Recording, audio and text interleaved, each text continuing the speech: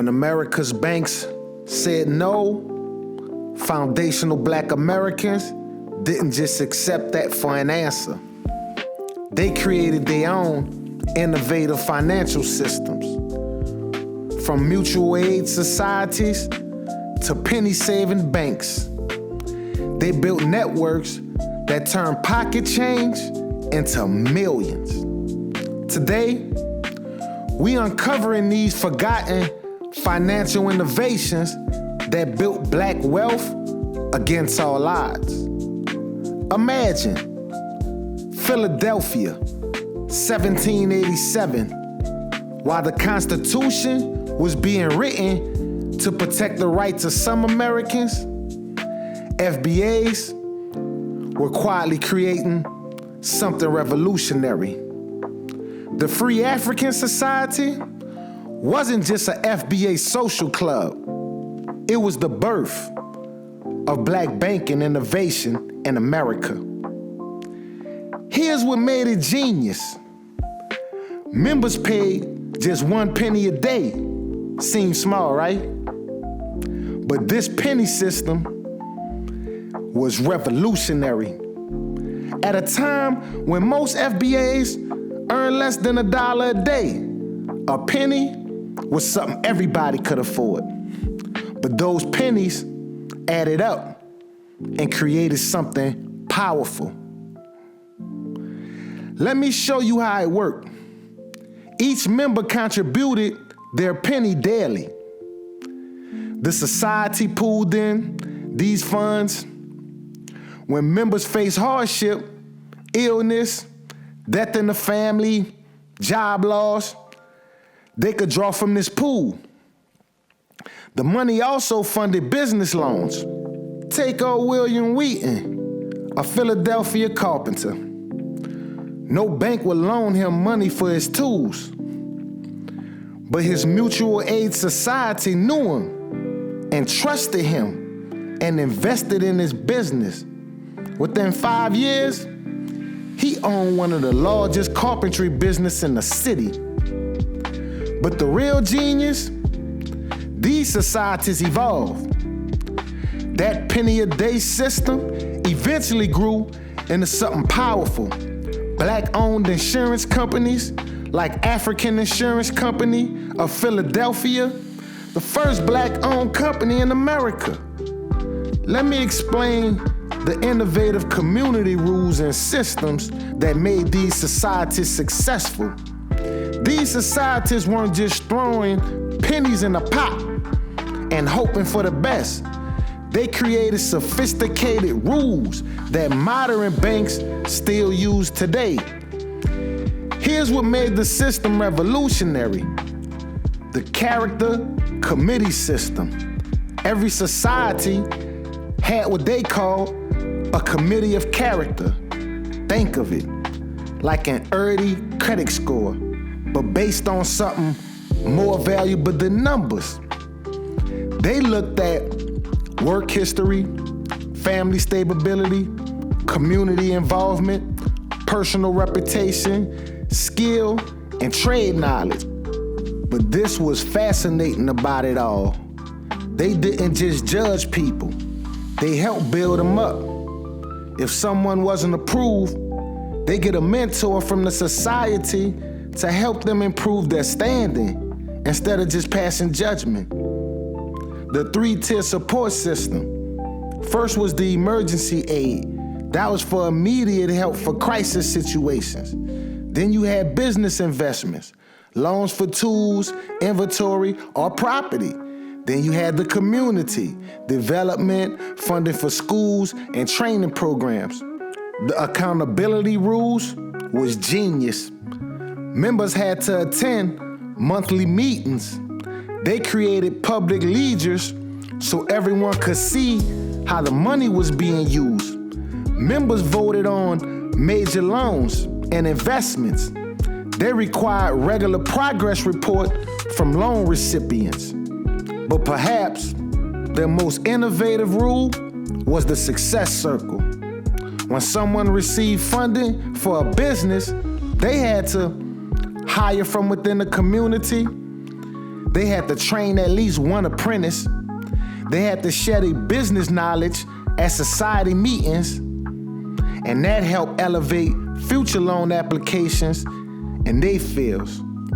These societies protected their funds. See, that's the fascinating aspect of the ingenuity of all this. Now here's the part that really shows how brilliant these societies was. Their protection systems.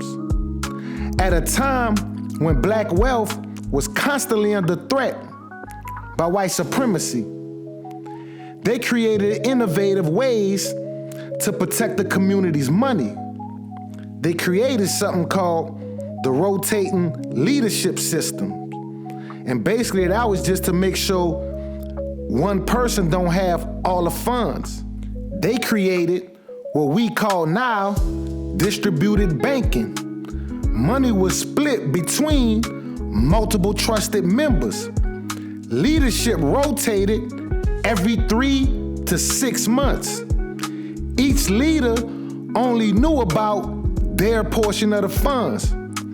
Meeting locations changed all the time. The code system they developed, a sophisticated record-keeping system that was essentially an early form of encryption. Used symbols instead of names in public records. Created code language for transactions. Kept multiple sets of books, one official, one actual. Used the network of runners to save money discreetly. That built the trust network. But the most powerful protection was the community structure. That created a web of mutual accountability. Members' families were all connected. They used church networks as covers for financial meetings. They built relationships with sympathetic white businesses as fronts. Here's the incredible part. These protection systems worked so well that when banks and insurance companies started failing during the panic in 1857, many of these black mutual aid societies survived the impact. Why? Because their money wasn't just sitting in one vulnerable place.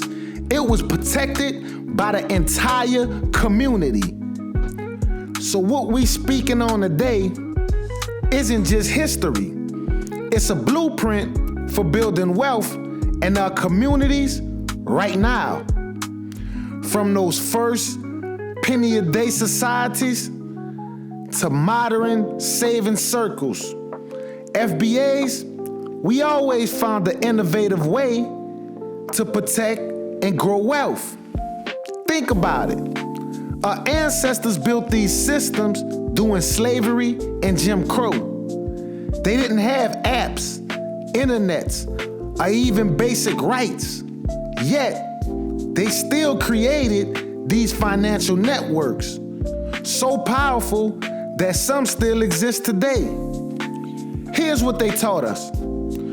Trust isn't just about money, it's about community. Protection comes through unity. Small, consistent actions, that's what really create wealth. Innovation often comes from necessity. The tools they created, character committees, protection networks, saving circles, aren't relics of the past. They're proven solutions, waiting for us to revive it and reimagine it in our world today. Never forget, every great movement starts with small steps. Whether you start in a saving circle with 5 friends or opening an account at a black-owned bank, you're not just building wealth, you continuing a powerful legacy of FBA financial innovation. If this video opened your eyes to something new, hit that subscribe button and notification bell.